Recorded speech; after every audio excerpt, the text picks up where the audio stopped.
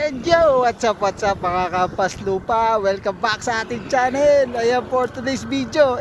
Ano pa nga bang gagawin natin kundi magto-toast lang tayo na magto-toast. Wala nang iba, kundi pakita mga kalapati, ano nangyari sa loop. So, medyo matagal tayo hindi nag-upload mga kalapatids. So, for today's video, nandito nga pala tayo sa may Gen 3. Sa bagong kalsada dito sa may... Ako kung anong may sakop na ito. Alam ko Gen 3 to. Yung shortcut papuntang San Francisco. Tinatawag nga pala itong Mayor's Drive. Kung nakakadaan kayo dito, panibagong kalsada to na shortcut mga kalapatids.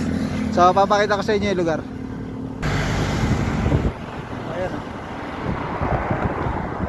Ang ganda, sarap pag-toast dito. Napakalawak. Ayan o. Sa kay kalsada o.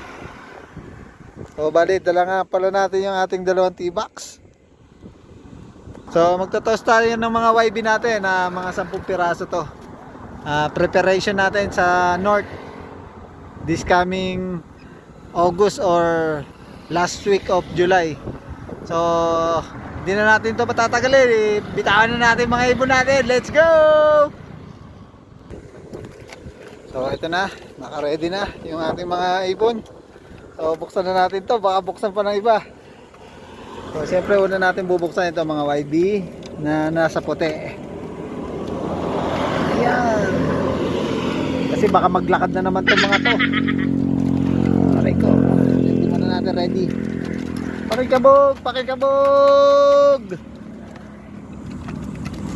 Ayan. Let's go na.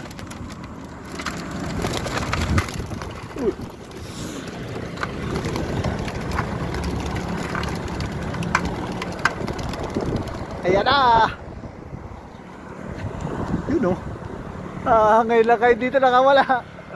Ang lakas ng hangin. So ayan, 1, 2, 3, 4, 5, 6, 7, 8, 9, 10. So ayun, bali 10 yan mga kalapatids. Bahala na kayo dyan. Ayan, kasama na dyan yung pang-abuyog natin. Sana makauwi. Yun o.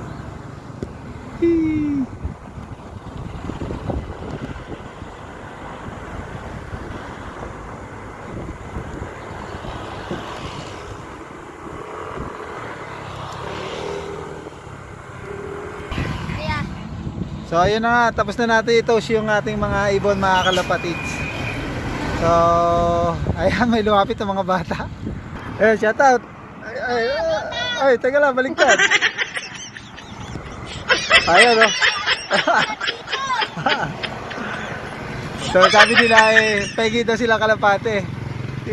Titingnan natin pag next na toast natin at nakita natin sila, bigyan natin sila ibon. So sana. Ha? Pares pa? Gusto mo pares? Shoutout ka muna. Shoutout din niya. So ayan, sige, abangan nyo ako pa sa next toast natin. Dito yan. Oo, dito pa rin. Sige. Ha? Babae, sige. So ayun. Madadali tayo ni Boy Penge. So yung mga bata no, nakakatuwa yung mga yan. Pag nakita nila yung magkakalapate, ay wala ibang bukang bibig kundi Pengeng kalapate kuya. So tinatawanan na lang natin yung mga ganun no. So pero nung bata ko, ganyan, nanghihingi din talaga tayo ng ibon sa mga nakikita nating magkakalapate. So sa ngayon kasi napakamahal na ng mga vitamins at patokan ng ibon. So hindi ganun kadali maghingilang mga kalapatids. Pero kung matagal mo nang kakilala yung bata, bakit hindi mo bibigyan, diba?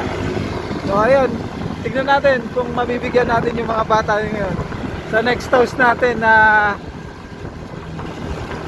pagtusuli natin ng mga YB dito sa lugar na to pag na-chempuan tayo nun sigurado manghihingi mga yun. Pero tignan natin kung meron tayong maibibigay. So hanggang dito na lang guys. Ako bibiyahe na. Focus muna sa kalsada. Happy flying mga kapatids. God bless and see you on my next vlog. Babush!